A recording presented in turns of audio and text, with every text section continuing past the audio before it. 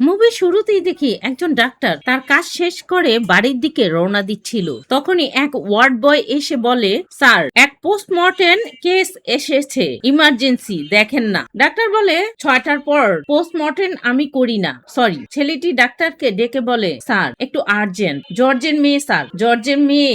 একথা শুনে ডাক্তার থামে আর বলে, ওকে, বডি কোথায়? সে লাশের ঘরের ভিতরে ঢুকে লাশদের টাচ করে বলে, বডি আফটার ডেট। সে সেই মেয়ের বডি এর কাছে এসে দাঁড়ায়। এরপরই তার বডি থেকে কাপড় উঠিয়ে তার মৃত শরীরের দিকে তাকিয়ে থেকে পুরো কাপড়টিকেই সরিয়ে দূরে ফেলে দেয় আর লাশের খাটের উপর উঠে মেয়েটির সাথে ইন্টিমেট হতে শুরু করে। ইন্টিমেট হওয়ার পর কেচিতে রেখে সিগারেট টানতে টানতে বলে, আর একটু মজা আসলে ভালো লাগতো। এরপরই সিগারেটটি মাটিতে ফেলে পা চাপা দিয়ে আগুন নিভিয়ে ফেলে। এরপরেই আমাদের মহাভারতের দ্রৌপদীর সাথে হওয়া অন্যায়ের কথা বলছিল, আর তার সাথে হওয়া অন্যায়ের প্রতিবাদ অশ্বত্থামা ছাড়া কেউ করেনি, তাই সবাই কুল সহ বিনাশ হয়ে গেছে। আমাদের দেখানো হয় এক প্রেগনেন্ট মহিলা প্রসব যন্ত্রণায় কাতরাচ্ছে, তাকে মেডিকেলে নিতে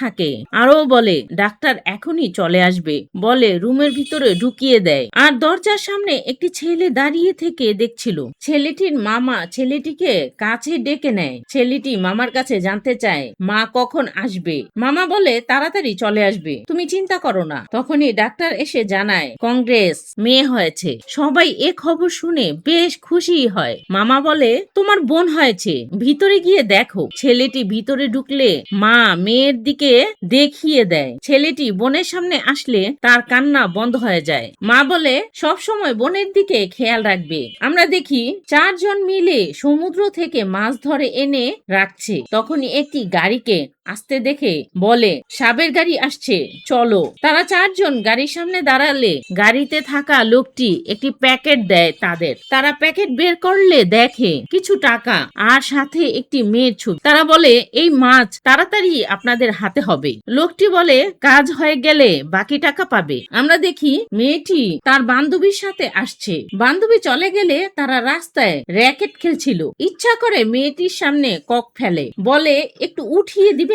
মেয়েটিও ককটিকে ধরতেই তার হাত কেটে রক্ত বের হয়, আর ককটিতে থাকা রক্ত নীল কালার হতে শুরু করে। পুরো ককটি নীল হয়ে গেলে মেয়েটির মাথা ঘোরা শুরু হয়। সে রাস্তায় বেহুশ হয়ে পড়ে গেলে তারা গাড়ি নিয়ে এসে মেয়েটিকে নিয়ে চলে যায়। আমরা একটি বাড়ির দৃশ্য দেখি। বাড়ি থেকে কেউ ফোন করে বলছে, ও এসেছে। ফোনের অপর পারে থাকা লোকটি বলছিল, না, আসেনি। তখনই দেখি একজন ঘড়ির টাইম দেখতে দেখতে দৌড়াতে দৌড়াতে সেই গাড়ির ভিতরে ঢুকে পড়লে তাড়াতাড়ি বাড়ির সবাই চলে আসে তাকে স্বাগত জানানোর জন্য। বোন ভাইকে দেখে রাগ করে ভিতরে চলে যায়। মা আসে নজর উঠানোর জন্য। মা বলে, কি পাতলা হয়ে গেছো, কি খাও, শরীরের এই অবস্থা হয়েছে? পণ্ডিত বলে, বিবাহের জন্য সঠিক সময় বের করেছি, আপনারা আসেন। পণ্ডিত 3 মাস পর বিবাহের দিন ধার্য করে। রবি আর প্রিয়ার আংটি বদল হয়। পরিবারের সবাই খুশি। তাদের দুজনের মালা বদলও হয়। গঙ্গা আসে প্রিয়ার সাথে কথা বলার জন্য। প্রিয়া বলে, এঙ্গেজমেন্টের দিন এসেছো, এর আগে আসতে বলেছিলাম, আর তুই আসলি 10 মিনিট আগে। গঙ্গা বোনকে মানানোর জন্য বলে, বিয়ে হওয়ার আগ পর্যন্ত এখানেই থাকবো। এতে বোনের রাগ ভাঙে। বোন বলে, যে ঘড়ি চেয়েছিলাম তা এনেছো? গঙ্গা বলে, এর আগে যে ঘড়ি দিয়েছিলাম তা কোথায়? বোন বলে, সেই ঘড়ি হারিয়ে গেছে। ভাই বলে, আমি জানতাম এমনটাই হবে, এর জন্য সেম ঘড়ি নিয়ে এসেছি। বোনও ঘড়ি পেয়ে ভাইকে জড়িয়ে ধরে, বলে, কি ভাই, সিগারেট এখনো ছাড়নি? ভাই বলে, কবে ছেড়ে দিছি সিগারেট। বোন বাবা বাবা বলে ডাকতে থাকলে গঙ্গা বোনের মুখ চেপে ধরে। আমরা দেখি গঙ্গা আর তার বন্ধু মিলে বাথরুমে বসে আয়েশ করে সিগারেট টানছিল। তখনই দরজা নক করা শুরু হয়। গঙ্গা দরজা খুলে বাহিরে বের হলে দেখে নেহা। নেহা এসেই গঙ্গাকে কিস করতে থাকে। গঙ্গা বলে, থামো থামো, আমার শ্বাস নেওয়াই বন্ধ হয়ে যাবে। নেহা গঙ্গার বিরুদ্ধে অভিযোগ করে আসার আগে কেন তাকে জানায়নি, সে তো এয়ারপোর্টে রিসিভ করতে আসতে পারতো। গঙ্গা বলে আমি জানি এয়ারপোর্টে এসো তুমি এমনই করবে বলে জড়িয়ে ধরে, আরো বলে দেয়াল পার করার অভ্যাস গেল না তোমার। গঙ্গা রাতে যখন ঘুমিয়ে থাকে তখন তাদের বাড়ির কুকুর হ্যাপি চিৎকার করছিল। গঙ্গা ওর চিৎকারে ঘুমাতেই পারছিল না। উঠে দেখার জন্য গেলে হ্যাপি দৌড়াতে থাকে। গঙ্গা ও হ্যাপির পেছনে পেছনে যাওয়া শুরু করে। হ্যাপি বোনের রুমের জানালার সামনে এসে চিৎকার করতে থাকে। গঙ্গা ঘরের দিকে তাকালে দেখে তার আদরের বোন ফাঁসি দেওয়ার চেষ্টা করছে। ভাই আসলে পিয়া দরজা খুলে দেয়। ভাই বোনের কাছে জানতে চায় কি হয়েছে তোমার, কি জন্য এমন করতে চাইছো। পিয়া কেঁদে কেঁদে বলে ভাই আমি প্রেগনেন্ট। গঙ্গা তো পিয়ার মুখে একথা শুনে হতবাক হয়ে তাকিয়ে থাকে। গঙ্গা বলে এর জন্য ফাঁসি দিবা? এ ঘটনা বিয়ের 3 মাস পরে বললেও পুরো ঘর খুশিতে ভরে যেত। ভাই বলে দাও তোমার ফোন, একবার রবির সাথে কথা বলি। পিয়া বলে এ বাচ্চা রবির না। ভাই বলে আমি কিছু বুঝতে পারছি না। পিয়া আবারও বলে রবির না ভাই। ভাই বলে আমি সবার পা ধরে তাদের মানিয়ে নিব বলো। পিয়া বলে আমি জানি না ভাই। ওকে। ভাই বলে এটা কিভাবে সম্ভব? পিয়া বলে আমি সত্যিই জানি না ভাই। ওকে। পিয়ার মুখে একথা শুনে ভাই তো রেগেই যায় আর বলে এক মেয়ে নিজে জানা ছাড়া কিভাবে প্রেগনেন্ট হতে পারে বলো। পিয়া কেঁদে কেঁদে তার ভাইয়ের হাত ছুঁয়ে বলে ভাই আমি প্রমিস করে বলছি আমি সত্যিই জানি না আমি কিভাবে প্রেগনেন্ট হলাম। ভাইও বোনের মুখের দিকে তাকিয়ে চিন্তার মধ্যে পড়ে যায়। সেই রাতেই রবিকে ডেকে আনে। রবি এসে বলে এত আর্জেন্ট ভাবে কেন ডেকেছো? তখন ভাই রবিকে সব কথা খুলে বলে। এতে রবি রাগ করে চলে যায়। সকালেই ভাই বোনকে নিয়ে হাসপাতালে চলে আসতে থাকে পিয়ার অ্যাবর্শন করানোর জন্য। নার্স এক ফর্ম দেয় পূরণ করার জন্য, আরো বলে এখানে পেশেন্টের নাম ও সম্পর্ক লিখো। এক ওয়ার্ড বয় দূরে দাঁড়িয়ে বলছিল ব্রাদার লিখবে। দেখো সকাল থেকেই যেই আসছে এসবই লিখছে। পিয়া ছেলেটার কথার প্রতিবাদ করতে চাইলে তখনই রবি এসে বলে ব্রাদার না হাজবেন্ড লিখেন, সে আমার ওয়াইফ। তখন ওয়ার্ড বয় সরি বললে রবি ওয়ার্ড বয়কে এক ধমক মারে। তারা দুজনই বাহিরে বসে অপেক্ষা করছিল। রবি ভাইকে বলে যা হয়েছে খারাপ হয়েছে, এইসব কথা কাউকে বলার দরকার নেই। ভাই বোনকে ঘরে পৌঁছে দিয়ে বলে তুমি ঘরে যাও আমি একটু আসছি। বোনও কান্না করতে করতে ঘরে চলে যায়। ভাই ছাদে দাঁড়িয়ে থেকে কল্পনা করতে থাকে পিয়া ফাঁসিতে ঝুলছে। দৌড়াতে দৌড়াতে বাড়ির ভিতরে গিয়ে দেখে প্রিয়া কান্না করছে আর তাকে সবাই সান্ত্বনা দিচ্ছে। এ দৃশ্য দেখে ভাই রিল্যাক্স হয়। মামা বলে সব মেয়েই শ্বশুর বাড়ি যাওয়ার আগে কাঁদে। তখন ভাই এসে সবাইকে চলে যেতে বলে। ভাই বলে এখনো ওই সব ব্যাপারে ভাবছো? ওই সব চিন্তা থেকে বের হয়ে নতুন জীবনের কথা ভাবো। তুমি যেই ঘরে যাচ্ছ সেখানে তোমাকে ভালোবাসার মতো স্বামী, তোমার সাথে সারা জীবন থাকা মানুষ তোমার সাথে আছে, তো কিসের জন্য চিন্তা করছো? তোমার কান্নার কারণে পুরো বাড়ির লোক চিন্তায় পড়ে যায়, তাদের কথা তো মাথায় রাখো।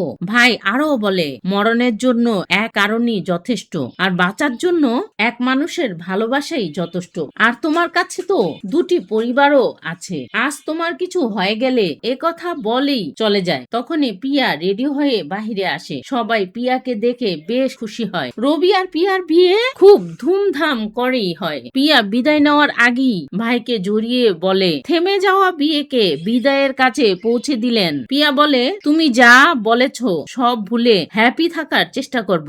ভাই বলে তুমি খুশি থাকবে যাও। বোনও তার বরের সাথে চলে যায়। ভাই গাড়িতে করে যাওয়ার সময় কয়েকজন কিশোরকে দেখে রাস্তার মাঝখানে ক্রিকেট খেলছে। ভাই গাড়ি থামিয়ে ছেলেদের খেলার থেকে একটি স্টিক উঠিয়ে চলে যায় সামনে থাকা এক ম্যাচের দিকে, মানে যেখানে অনেক ছেলেরা একসাথে থাকে। ভাই বেল বাজাতে থাকে। ছেলেরা বিরক্ত হয়ে দরজা খুললে ভাই যাকে সামনে পায় তাকেই মারতে থাকে। একজন জানতে চায় কে তুমি? তখন গঙ্গা মোবাইলে তার বোনের ছবি দেখিয়ে বলে ওকে চেনো?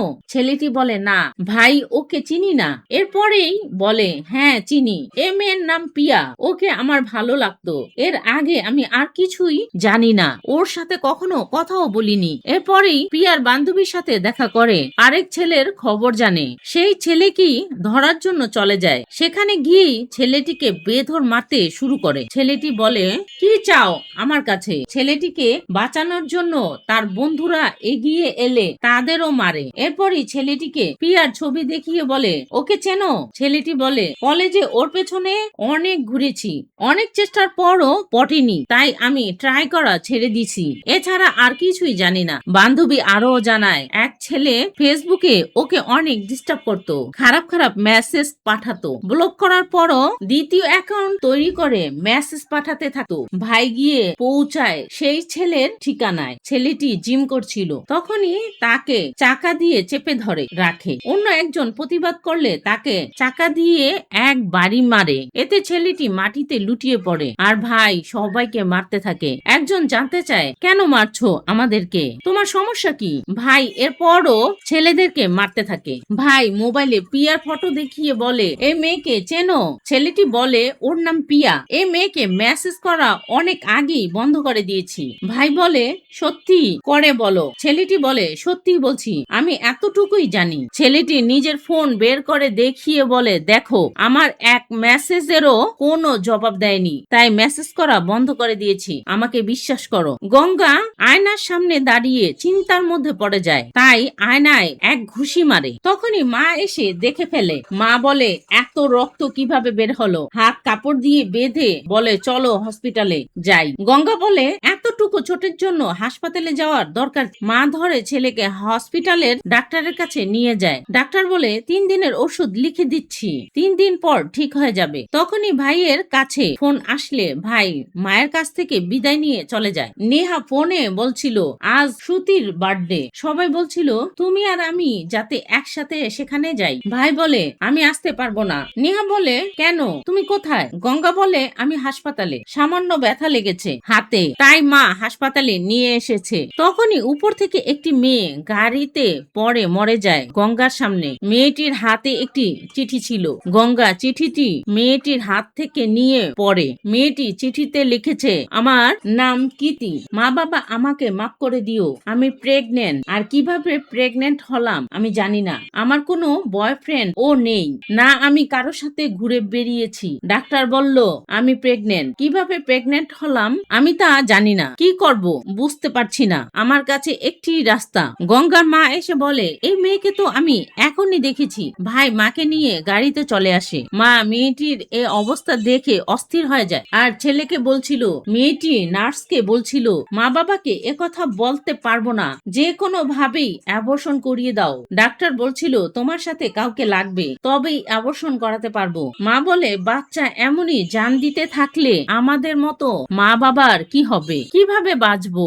মা বাবা তাদের সন্তানদের নিজেদের জীবনের থেকেও বেশি ভালোবাসে। মা আরো বলে, মেয়েদের ভালোভাবে লালন পালন করা কোনো ছোট কাজ না। গঙ্গা থানায় এসে রাইটার এর কথা জানতে চাইলে একজন দেখিয়ে দেয়। গঙ্গা রাইটারের কাছে এসে নিজের নাম বলে। রাইটারও তাকে বসতে বলে। রাইটার বলে, পিতাজি ফোন করেছিল, সব লেখা হচ্ছে, পেপার আসলে সাইন করে দিও, বলে মোবাইল দেখে হাসতে থাকে। এক বাবা মা এসে রাইটারের কাছে এসে বলে, কাল সন্ধ্যা থেকে আমার মেয়ে গায়েব, কিন্তু রাইটার তাদের কথা না শুনে মোবাইলে ফানি ভিডিও দেখে হাসতে থাকে। মা বলে, আমার মেয়ে নিখোঁজ আর আপনি মোবাইলে ব্যস্ত আছেন। তখনই বাবা পকেট থেকে কিছু টাকা বের করে দিয়ে বলে, এই নিন। রাইটার টাকা দেখে মেয়ের বাবাকে এক ফর্ম দেয়, আরো বলে, আপনার মেয়ের নাম, আপনার মেয়ের ফোন নাম্বার, আপনার মেয়ে কোন কলেজে পড়ে সেই কলেজের নাম, কোন কোন লোকের সাথে মিশে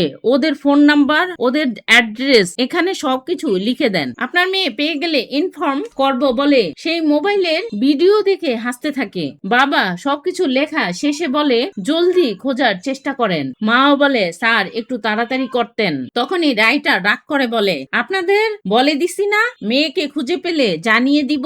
তখনই গঙ্গা রাগ করে রাইটারকে বলে, ঘাস খাওয়া জানোয়ার তো অনেক দেখেছি, ঘুষ নেওয়ার পরও ওদেরকে ভরসা তো দিতে পারতেন, যদি এ ঘটনা আপনার মেয়ের সাথে ঘটতো। গঙ্গার কথার উত্তরে রাইটার বলে, কি বেটা সোশ্যাল রেসপন্সিবিলিটি নিচ্ছ, পুলিশের সামনে বসে ফ্যামিলি ডায়লগ বলছো, সবাইকে বলছো বলছো আমি পয়সা নিচ্ছি, কিন্তু যারা পয়সা দিচ্ছে তাদের তো কিছু বলছো না। রাস্তা থেকে ধরে যে কেউ মিসিং কমপ্লেন নিয়ে আসে, এই দেখো মিসিং কমপ্লেন এর ফাইল। গঙ্গাকে বলে এ পুরো ফাইল দেখে নাও। কেউ বলে আমার কুকুরকে খুঁজে পাচ্ছি না, আবার কেউ আসে আমার মেয়ে হারিয়ে গেছে, আবার কেউ বলে আমার ছেলেকে খুঁজে পাচ্ছি না। আর আমরা কাকের মতো পুরো মহল্লা আর গলি ঘুরতে থাকি। ঘুরতে ঘুরতে যখন ক্লান্ত হয়ে যাই তখন খুব লজ্জিত হয়ে সবাইকে ইনফর্ম করতে থাকি। আর তারা বলে আমরা যেদিন কমপ্লেন লিখিয়েছি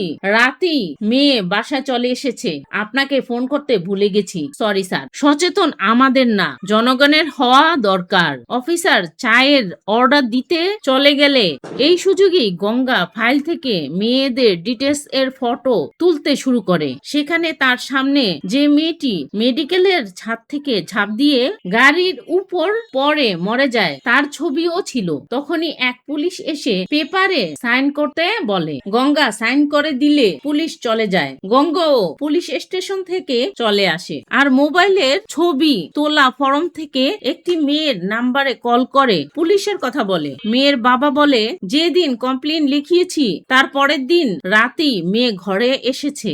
গঙ্গা পেছনের দিকে তাকালে দেখে কিছুক্ষণ আগে যে মেয়ের বাবা মা কমপ্লেন লেখাতে এসেছিল তারা অটো অটো বলে ডাকছে, কিন্তু কোনো অটোই থামছিল না। গঙ্গা গাড়িতে বসে তাড়াতাড়ি তাদের সামনে এসে দাঁড়ায়। তখন বাবা বলে আমার মেয়ে হসপিটালে, আমাদের ওইখানে নামিয়ে দিবে।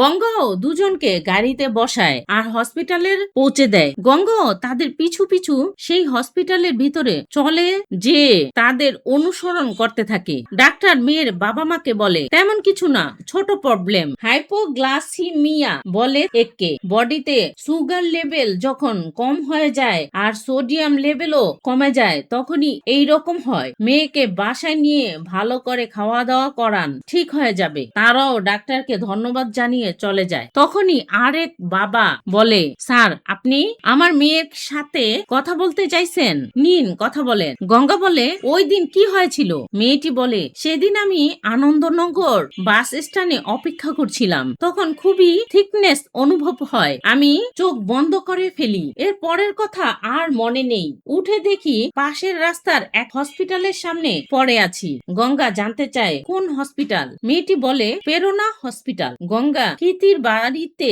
চলে যায় কথা বলার জন্য। কীর্তির বাবাকে বলে আমি কীর্তি সম্পর্কে কিছু বলতে চাইছি।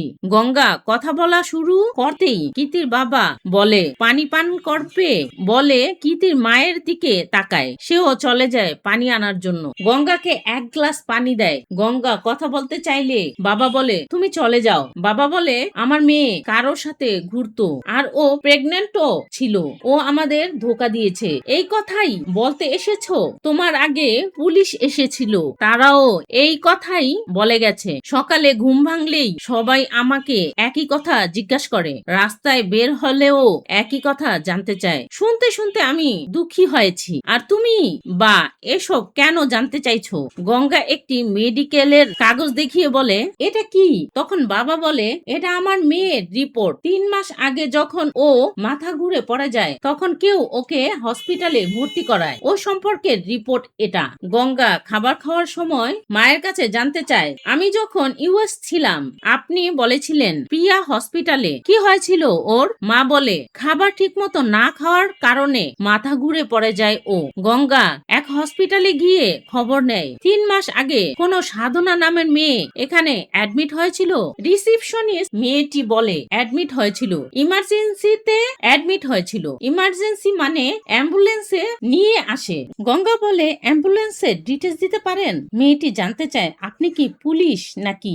গঙ্গা বলে না। মেয়েটি বলে তাহলে আর ডিটেলস দিতে পারবো না। গঙ্গা বাড়িতে একটি বোর্ড তৈরি করে রেখেছে, যাই ইনফরমেশন পায় বোর্ডে তুলে রাখে। গঙ্গা আরেকটি হাসপাতালে গিয়ে জানতে চায় 1 সপ্তাহ আগে লাক্ষ্মী নামের একটি মেয়ে অ্যাডমিট হয়েছিল। রিসেপশনিস্ট বলে হ্যাঁ, অ্যাম্বুলেন্সে করে নিয়ে এসেছিল। গঙ্গা অ্যাম্বুলেন্সের ডিটেলস জানতে চাইলে মেয়েটি নিষেধ করে দেয়। গঙ্গা হসপিটাল থেকে বের হয়ে চারিদিকে দেখতে থাকে আর চিন্তা ভাবনা করতে থাকে। তার বোর্ডের মধ্যে এক ম্যাপ তৈরি করে মেয়েদের কথা ভাবতে থাকে। সে আবারও একটি হসপিটালে গিয়ে এক মেয়ের নাম বলে অ্যাম্বুলেন্সে নিয়ে এসেছিল।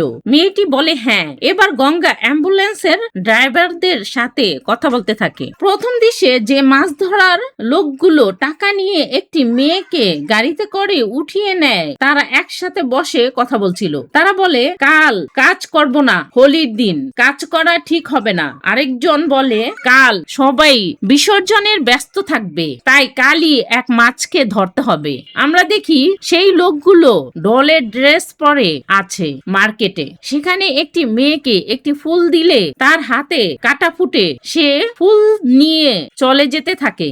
আর তাদের মধ্যে দুজন হসপিটালের ওয়ার্ড বয়ের ড্রেস পরে আসতে থাকে। ডলের পোশাক পরা দুজন বেরিয়ে গেলে ওয়ার্ড বয়ের ড্রেস পরা দুজন মুখে মাস্ক পরে নেয় আর মাথায় টুপি। গঙ্গা হাসপাতালের আশেপাশেই ছিল। তখনই নেহার ফোন আসলে গঙ্গার বিরক্ত ভরা কণ্ঠ শুনে নেহা বলে আমি কাল ফোন করব। গঙ্গা বলে তুমি অকারণে বারবার আমাকে কেন ফোন করছো? নেহা বলে না, আমার বান্ধবী শ্রুতি ও মাথা ঘুরে পড়ে গেছে, ওকে হসপিটালে নিয়ে এসেছে, ওর সম্পর্কে কথা বলতে চাইছিলাম, পরে কথা বলবো বলে ফোন রাখতে চাইলে গঙ্গা জানতে চায় কোন হসপিটাল। গঙ্গা নেহার কাছে জানতে চায় কি হয়েছে।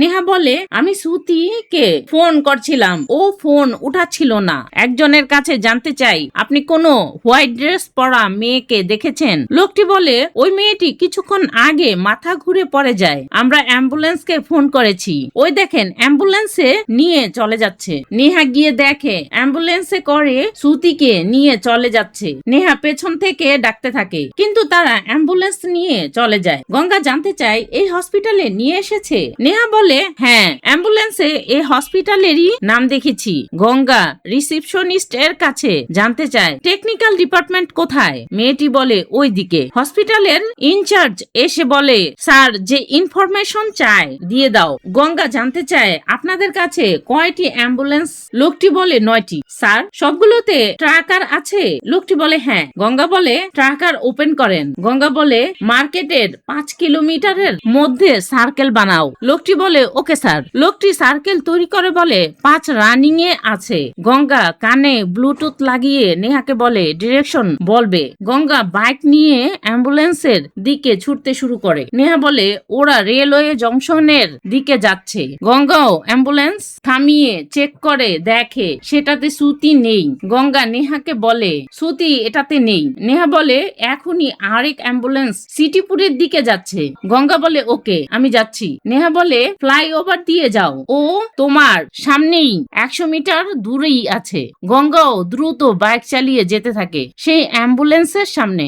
গঙ্গা নেহাকে জানায় এখানেও নেই। নেহা বলে রেলওয়ে স্টেশনের দিকে আরেক অ্যাম্বুলেন্স যাচ্ছে। গঙ্গাও সেদিকেই ছুটতে শুরু করে। নেহা বলে লেফট নাও। সেখানে পৌঁছে দেখে সেই অ্যাম্বুলেন্সেও শ্রুতি নেই। নেহা বলে আরেক অ্যাম্বুলেন্স রাস্তায় দাঁড়িয়ে আছে। সেখানে পৌঁছে দেখে অ্যাম্বুলেন্স নষ্ট, ড্রাইভার ঠিক করার চেষ্টা করছে। গঙ্গা নেহাকে বলে এ অ্যাম্বুলেন্স নষ্ট। নেহা বলে রোজের লাইনের দিকে এক অ্যাম্বুলেন্স যাচ্ছে। গঙ্গা ও সেদিকেই ছুটতে থাকে আর নেহা স্ক্রিন দেখে দেখে ডিরেকশন দিচ্ছিল।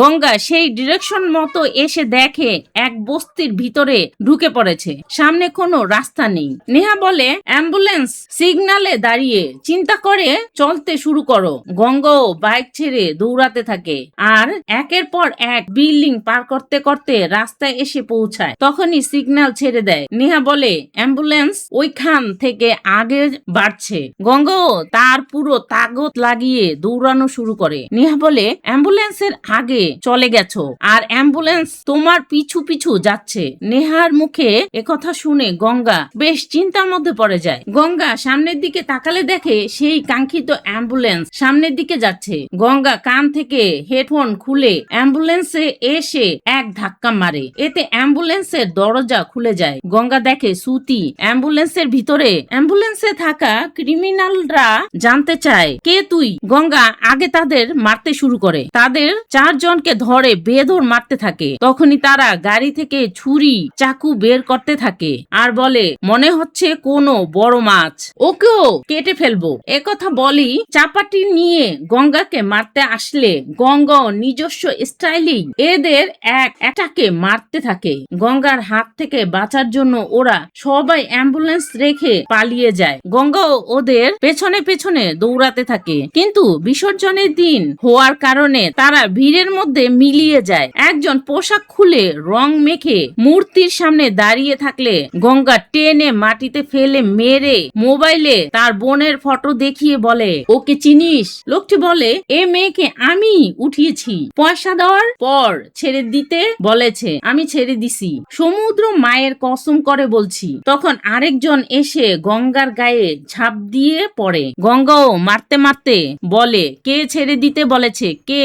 আর মারতে থাকে। এদের ভীষণ কেলানি দেয় যে এরা পালিয়ে যায়। আমরা শ্রুতিকে দেখি, সে মেডিকেলে শুয়ে আছে, তার বাবা মা আর গঙ্গা ও নেহাও সামনে দাঁড়িয়ে আছে। গঙ্গা বলে, নেহা আমি এখনই আসছি বলে চলে যেতে যেতে ক্রিমিনাল গুলো যে ভাষায় গঙ্গার সাথে কথা বলছিল তাতে গঙ্গা বুঝতে পারে ওরা সমুদ্রের মৎস্যজীবী। তখনই আমরা প্রথমে যে দৃশ্য দেখেছিলাম সেই দৃশ্য দেখায়। ডাক্তার সিঁড়ি দিয়ে নামছিল আর একজন ওয়ার্ড বয় এসে বলে, ডাক্তার সাহেব, এক ইমার্জেন্সি কেস এসেছে, দেখেন না। ডক্টর বলে, 6টার পর আমি আর পোস্টমর্টেম করি না। ছেলেটি আবারও রিকোয়েস্ট করতে করতে বলে, জজের মেয়ে খুবই ইমার্জেন্সি। মেয়ের কথা শুনেই বলে, ওকে রেডি করো। আর লাশের ঘরে ঢুকে বডিতে টাচ করতে করতে বলে, bodies gets heavier after death. সেই মেয়ের লাশের উপর থেকে কাপড় উঠিয়ে পুরো বডি ভালো করে দেখে,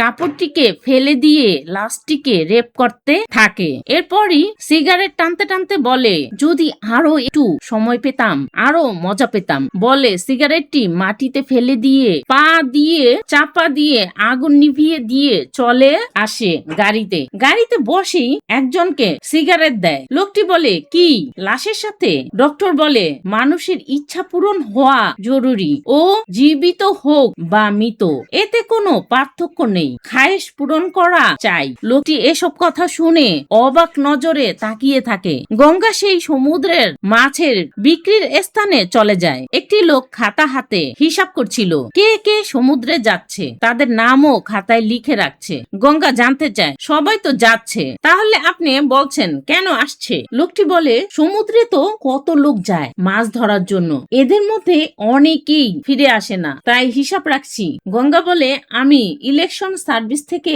আসছি, আপনি বলতে পারেন এখানে কত লোক আছে? চাচা বলে, এখানে সব মিলিয়ে 390 লোক থাকে, এদের মধ্যে 207 লোক সমুদ্রেই কাজ করে। গঙ্গা জানতে চায়, তবে সবাই কি সমুদ্র থেকে ফিরে এসেছে? তখনই এক জেলে এসে চাচাকে একটি মাছ দিয়ে বলে, মাঝিকে এই মাছটি দিয়ে দিবেন। তখনই চাচা জেলের কাছে জানতে চায়, রবি, চান্দু, আরিয়া 2 দিন ধরে দেখছি না। জেলে বলে, আমি একদিকে গেছি, ওরা হয়তো অন্যদিকে গেছে, তাই দেখা হয়নি। চাচা বলে, তুমি কাল সকালে এসো আর নিজের কাজ করে নিও। ডক্টরকে তার দাদা ফোন করে বলে, ওই মেয়ে। ডক্টর বলে, আজকে হয়ে গেছে, বাদ দাও। দাদা বলে, কথা এটা না, আমাদের লোকদের কেউ অ্যাম্বুলেন্সে করেই মেরেছে। ডক্টর বলে, ঠিক আছে, ঘরে আসো আর ওই লোকদেরও নিয়ে আসো। দাদা সবাইকে নিয়ে এসে দেখে এক ডেলিভারি বয় দাঁড়িয়ে। দাদা বলে, কি চাও? ছেলেটি বলে, শিবশক্তি ট্রাভেল। দাদা বলে, পেছনের গলিতে যাও। ছেলেটি ধন্যবাদ জানিয়ে চলে যায়। দাদা সবাইকে নিয়ে ঘরের ভিতরে চলে এসে দেখে ডক্টর খাবার খাচ্ছে। রবি ডক্টরকে দেখে বলে, আপনি আমাদের জন্য ভগবান, আপনার জন্যই আমার ছেলে কর্নেল স্কুলে পড়ে। ডক্টর বলে, এই প্রথমবার সবাই মিলে ঘরে এসেছো, আসো একসাথে বসে খাবার খাই। চান্দু বলে, আপনার সাথে না স্যার। ডক্টর বলে, এত মেহনত করো আমার জন্য আর মিলে খাবার খেতে পারবে না? সামনে এসে সবাইকে ধরে নিয়ে টেবিলে বসতে বলে আর দাদাকে বলে, দাও ওদের। দাদাও খাবার এগিয়ে দিতে থাকে। ডক্টর একটি ডিশ এগিয়ে দিয়ে বলে, এ ডিশ তোমাদের জন্য স্পেশালি বানিয়েছি, খাও। ডক্টরের এরকমের আপ্যায়ন দেখে সবাই তো তার দিকে তাকিয়ে থাকে। ওরাও ডক্টরের রিকোয়েস্টে খাবার খাওয়া শুরু করে। ডক্টর জানতে চায়, আসলে কি ঘটেছে? চান্দু বলে, জানি না স্যার, ও জোরে এসে টক্কর মেরে গাড়ি থামিয়ে দেয়। ওরা যখনই আয়েশ করে খাবার খাচ্ছিল, ডক্টর সেই লোকটির সাথে কথা বলতে আসে। লোকটি বলে, ওদের সাথে ভালো সম্পর্ক তৈরি করে ওদের মেরে ফেলবে নাকি? চান্দু খেতে খেতে বলে এবার ছাড়বো না, মেরে ফেলবো। ডক্টর বলে হ্যাঁ মেরে ফেলবো, খাও। ডক্টর লোকটিকে বলে ও আমার কাছে পৌঁছানোর একটাই রাস্তা, এর জন্য এদের খাওয়ানোর পরে মেরে ফেলার ব্যাপারে ভাবছি। সবাই ডক্টরের কথা শুনে ভয় পেয়ে যায় আর দাদা সহ সবাই ডক্টরের দিকে তাকিয়ে থাকে। ডক্টর বলে খেয়ে নাও খেয়ে নাও, এ চিকেন কেন নেওনি? নিজেই এসে সার্ভ করা শুরু করে, কিন্তু কেউই খাবার মুখে দিচ্ছিল না, একে অপরের দিকে তাকাচ্ছিল। আর চান্দু কাঁটা চামচ দিয়ে ডক্টরকে আঘাত করতে গেলে উল্টো ডক্টরই তাকে মারে। একের পর এক জনকে চাকু দিয়ে আঘাত করতে থাকে। এরপরই চান্দুর গলার ভিতরে চাকু ঢুকিয়ে দেয়। রবি এ দৃশ্য দেখে পালাতে থাকে আর একের পর এক জনকে বুকের ভিতরে চাকু ঢুকিয়ে আবার কারো গলায় চাকু দিয়ে কেটে ফেলে। আর চান্দুকে চাকু এগিয়ে দিয়ে বলে তুই নিজেই নিজেকে মেরে ফেল, না মারলে আমাকেই মারতে হবে। চান্দুও নিজেই নিজেকে চাকু দিয়ে মেরে ফেলে। তখনই দাদা এসব চোখের সামনে দেখে বলে এ কত বড় দরিন্দ, এর ক্রুরতার দেখে শয়তানও ভয় পেয়ে যায়। গঙ্গা রাতভর সমুদ্রের সামনে বোর্ডের উপর বসে ওদের জন্য অপেক্ষা করছিল। সামনেই দেখে কিছু ছেলে মেয়ে খেলা করছিল। ছেলে মেয়েদের কাছে এসে চান্দুর বডিতে একটি ট্যাটু ছিল আর বোর্ডেও সেই রকমেরই এক ট্যাটু দেখে একটি ছেলের কাছে জানতে চায় এ বোর্ড কার? ছেলেটি বলে এ বোর্ড আমার মামার। গঙ্গা জানতে চায় ওর ঘর কোথায় জানিস? ছেলেটিও গঙ্গাকে চান্দুর ঘরের কাছে নিয়ে যেতে থাকে। ছেলেটি বলে মামি আপনার সাথে কেউ দেখা করার জন্য এসেছে। গঙ্গা বলে আমি ইলেকশন সার্ভিস থেকে এসেছি, একবার আপনার স্বামীকে ডাকেন। স্ত্রী বলে ও ঘরে নেই, 2 দিন আগে মাছ ধরতে গিয়েছে, আমার মনে হয় 1-2 দিনের মধ্যেই এসে পড়বে। গঙ্গা বলে 1 গ্লাস পানি হবে? স্ত্রী গঙ্গাকে বলে হ্যাঁ হবে, আপনি ঘরে এসে বসেন। গঙ্গাকে ফ্রিজ থেকে 1 বোতল পানি বের করে দিয়ে বাহিরে চলে যায়। গঙ্গা ঘরের ভিতরের চারিদিকে দেখতে থাকে। তখনই গঙ্গার চোখ যায় প্রিয়ার হারানো সেই ঘড়ির দিকে। গঙ্গা ঘর থেকে বের হলে তখনই তার মায়ের কল আসে। মা বলে বোন এসেছে, আজ রক্ষাবন্ধন। গঙ্গাও বাড়িতে চলে আসে। সবাই গঙ্গার জন্যই অপেক্ষা করছিল। প্রিয়া গঙ্গার মাথায় টিকা লাগিয়ে হাতে রক্ষাবন্ধন পরিয়ে দিয়ে মিঠাই খাওয়ায়। গঙ্গা তখনই প্রিয়ার হারিয়ে যাওয়া ঘড়িটি এগিয়ে দেয়। ঘড়ি দেখে প্রিয়া ভাইয়ের দিকে তাকিয়ে থাকে আর ভাইকে জড়িয়ে ধরে। রবি প্রিয়ার এক ফটো ফ্রেম ধরে বলে এ ফটোতে কত কিউট লাগছে ওকে। মা বলে প্রিয়ার যখন জন্ম হয়েছিল তখন এ ফটো তুলেছিল, প্রিয়া হওয়ার পর আর কেউ যাতে প্রিয়াকে না দেখে এর জন্য দরজাতেই দাঁড়িয়ে ছিল গঙ্গা। নেহা আসে গঙ্গার সাথে দেখা করার জন্য। নেহা বলে আমি যে গিফট দিয়েছি পছন্দ হয়েছে?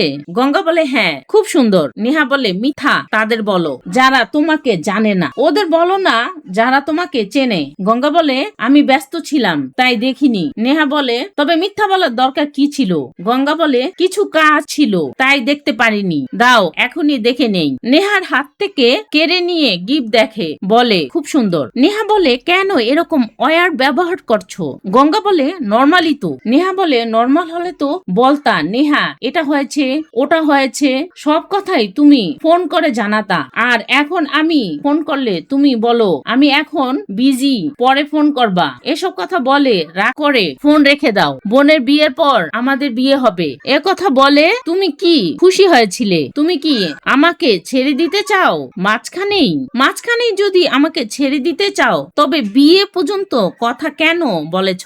আমার বাড়ির লোকদের ও মানিয়েছ, আমার অবস্থা তো দেখো, তোমারও তো বোন আছে, ওর সাথে যদি কেউ এমন করতো। নেহার মুখে একথা শুনেই গঙ্গা নেহাকে এক চড় মারে। নেহা গালে হাত দিয়ে গঙ্গার দিকে তাকিয়ে থাকে। গঙ্গা ইশারা করে চুপ করতে বলে। গঙ্গা বলে কি বলবো তোমাকে, বিয়ের 2 দিন আগে আমার বোন মরতে যাচ্ছিল, একথা তোমাকে বলতাম। বিয়ের আগেই সে প্রেগনেন্ট হয়েছিল, একথা বলতাম তোমাকে। আর প্রেগনেন্ট কার জন্য হয়েছিল সেটা সে নিজেও জানে না, এসব কথাই বলতাম তোমাকে। কিছু কথা আছে, ভালোবাসার মানুষ তো দূরের কথা, মায়ের সাথেও বলতে পারিনি। আমার হাতেই প্রিয়ার অ্যাবর্শন করিয়েছি, মৃত্যুর থেকেও বড় শাস্তি তা। ওর এ ক্ষতির পেছনে যে আছে তার প্রতি আমার যে রাগ তা আমি কাকে বলবো? প্রিয়াকে খুশি রাখার জন্য আমি চুপ করে আছি, আর তুমি আমাকে বলছো আমি কিছু বলছি না কেন?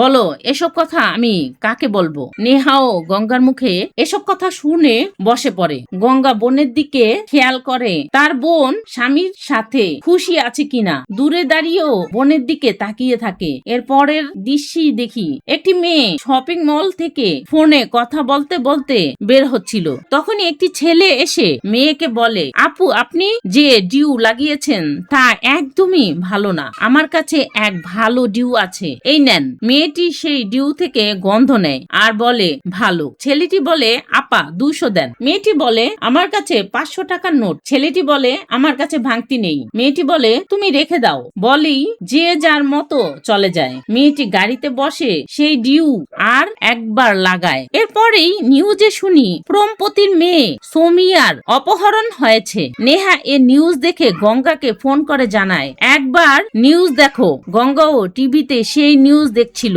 গঙ্গা চলে যায় সেই মেয়ের বাসায়। এক পুলিশ বিরক্ত হয়ে বলে এত বড় বাড়ি এক কাপ চাও দেয় না, এ অবস্থায় তো মেয়েরা পালাবে না তো কি করবে। গঙ্গা পুলিশের কাছে জানতে চায় এত রাগ করছেন কেন। পুলিশ বলে মেয়ে গুম হয়েছে 6 ঘন্টা হয়েছে, এত দেরিতে কমপ্লেন করেছে। 6 ঘন্টার মধ্যে তো লোক অন্য দেশে চলে যায়, এতটুকু জ্ঞান থাকা উচিত। আর আমাদের অফিসার ও আমাদের কথা শোনে না। পুলিশ চায়ে চুমুক দিবে তখনই ফোন আসে। সে চা পান না করেই চলে যায়। তখনই গঙ্গাও উঠে দূরে দাঁড়িয়ে সবকিছু অবজার্ভ করছিল। আর নেহাকেও তার কাজে সাহায্য করার জন্য ফোন করে। নেহাও বাড়ির ভিতরে ঢুকে পড়ে। মেয়ের বাবা নেহাকে দেখে জানতে চায় তুমি কে। নেহা বলে আমি সোমিয়ার ফ্রেন্ড আঙ্কেল। নেহা জানতে চায় আন্টি কোথায়। সোমিয়ার বাবা বলে উপরে যাও, ওইখানেই পাবে। আবারও পেছন থেকে ডেকে বলে তোমার আন্টি সকাল থেকে কিছুই খায়নি, চেষ্টা করো তাকে কিছু খাওয়ানোর। নেহাও ওকে বলে চলে যায়। নেহা উপরে গিয়ে সোমিয়ার ঘরে ঢুকে গঙ্গাকে জানায় আমি সোমিয়ার ঘরে। গঙ্গা জানতে চায় ওই মেয়ে কোন ফোন ব্যবহার করে। নেহা বলে আমি কিভাবে জানবো। গঙ্গা বলে কোন কোম্পানি এর ফোন, তার চার্জার তো পাবে। নেহা চার্জার দেখে বলে ওর কাছে আইফোন।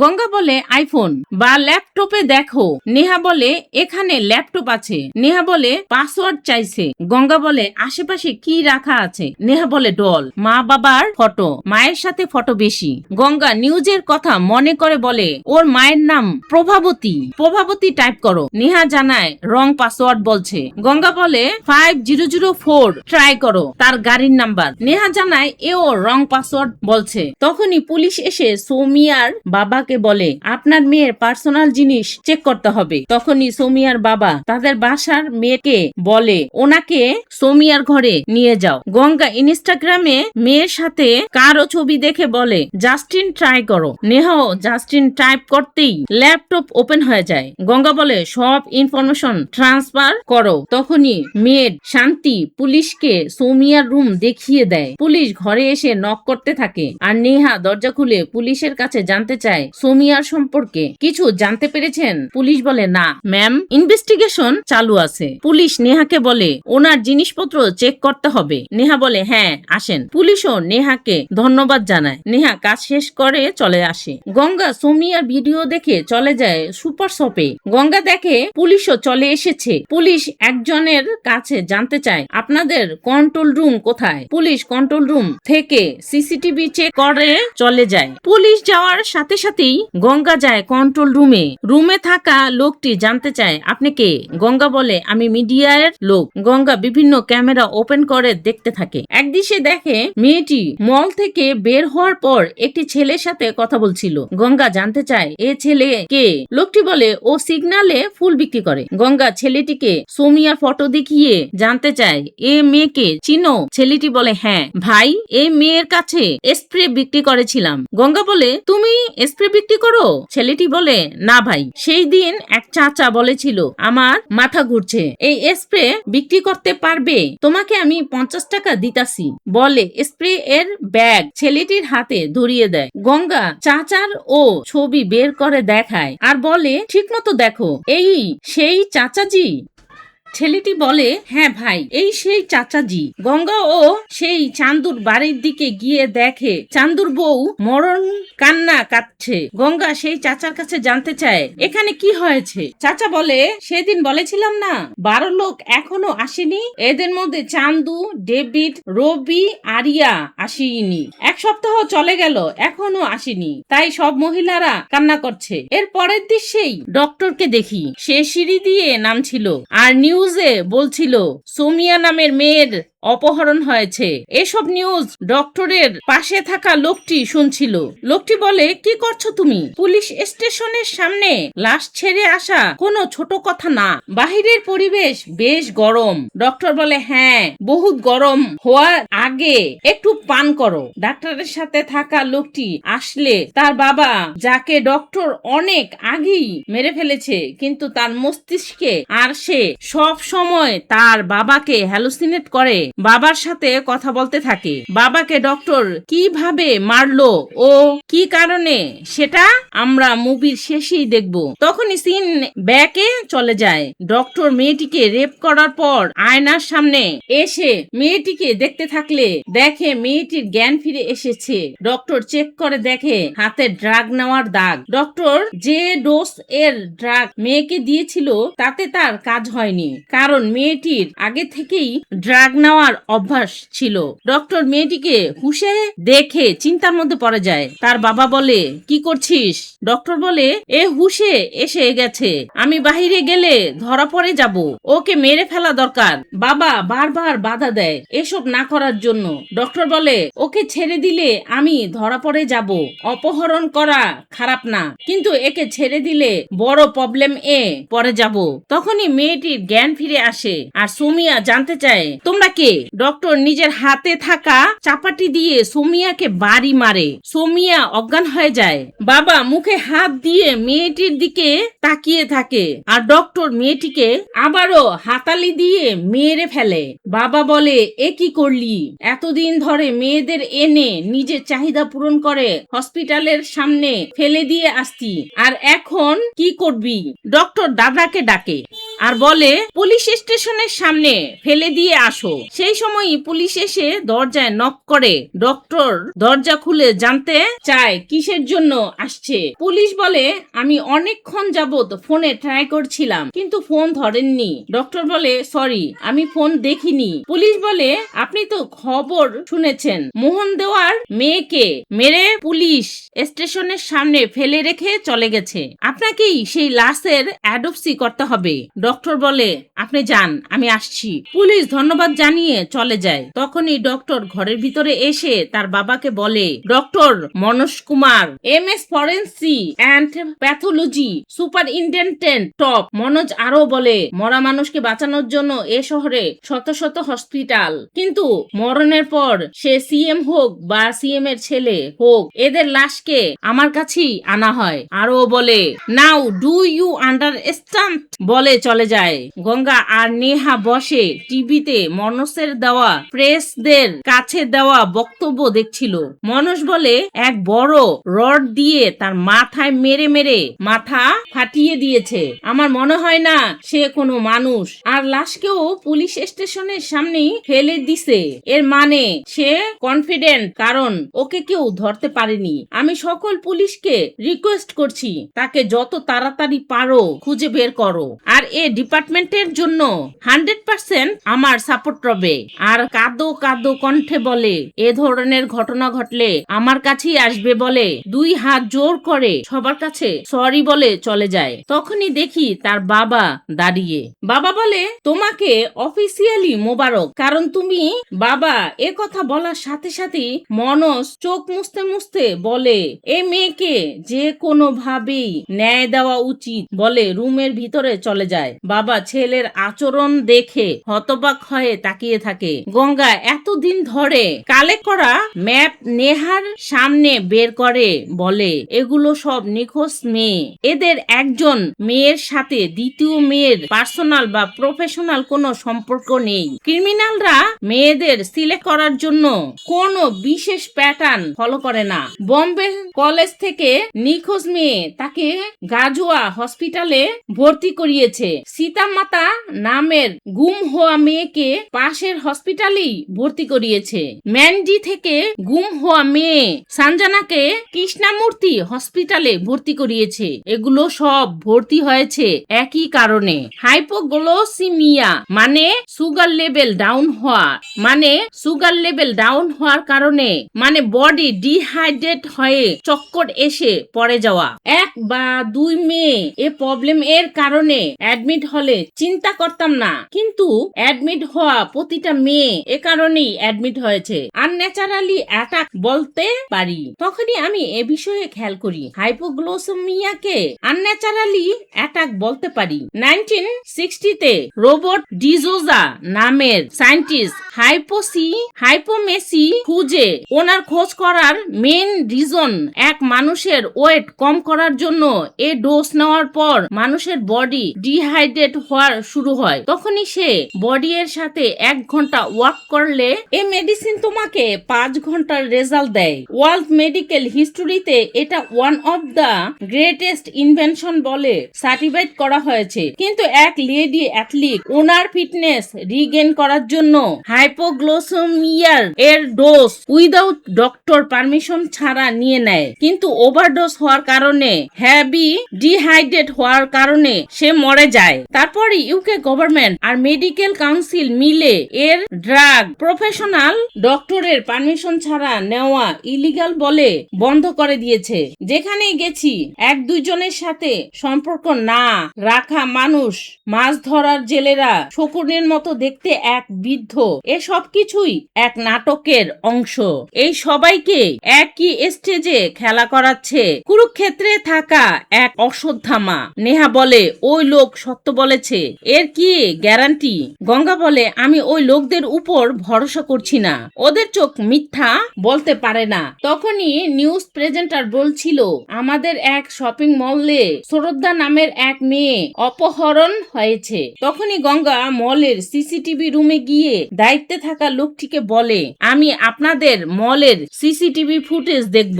লোকটি বলে সরি। গঙ্গা 10,000 টাকা দিলে লোকটি বলে 10 মিনিট পর আমার শিফট শেষ হয়ে যাবে, আপনি এর পরে আসেন, আমি দেখিয়ে দিব। গঙ্গা বাহিরে এসে নেহাকে ফোন করে জানতে চায় ফটো পেয়েছো?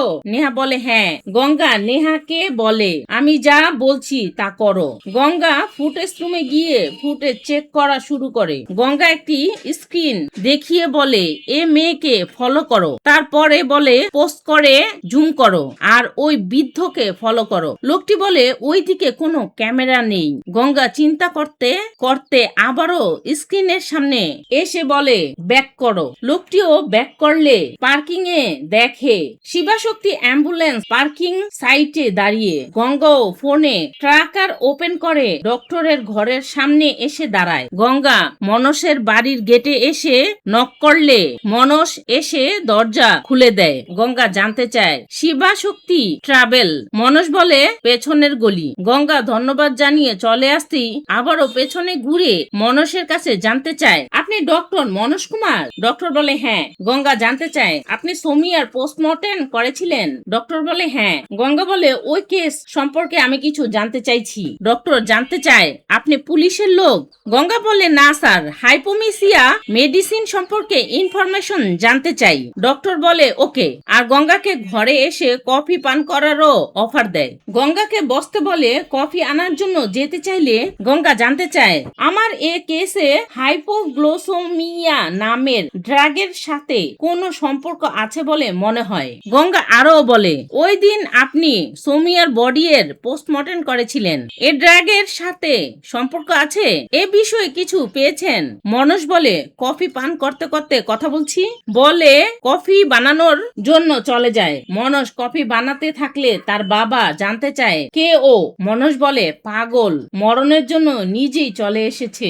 বাবা বলে প্রথমেই তো বলেছিলাম। এখন কি করবে? নেহা পুলিশ স্টেশনে এসে বৃদ্ধের ছবি দেখিয়ে বলে, এ লোক আমার দাদা। জি, 2 দিন ধরে গায়েব, আর ঘরের লোকও ভীষণ চিন্তার মধ্যে আছে। পুলিশ স্টেশন থেকে বের হয়ে নেহা গঙ্গাকে ফোন করে জানায়, আমি কমপ্লেন করে দিয়েছি। গঙ্গা বলে ওকে। নেহা জানতে চায় নেক্সট প্ল্যান কি। গঙ্গা জানায় পরে বলবে। তখনই নেহার সামনে একটি গাড়ি এসে থামে, আর একটি পলিথিনে মুড়ানো লাশ থানার সামনে রেখে গাড়ি নিয়ে চলে যায়। নেহা গঙ্গাকে বলে, কেউ পুলিশ স্টেশনের সামনে এক বডি রেখে চলে গেছে। গঙ্গা বলে, কি তুমি ওই লোকটিকে দেখেছো? নেহা বলে না।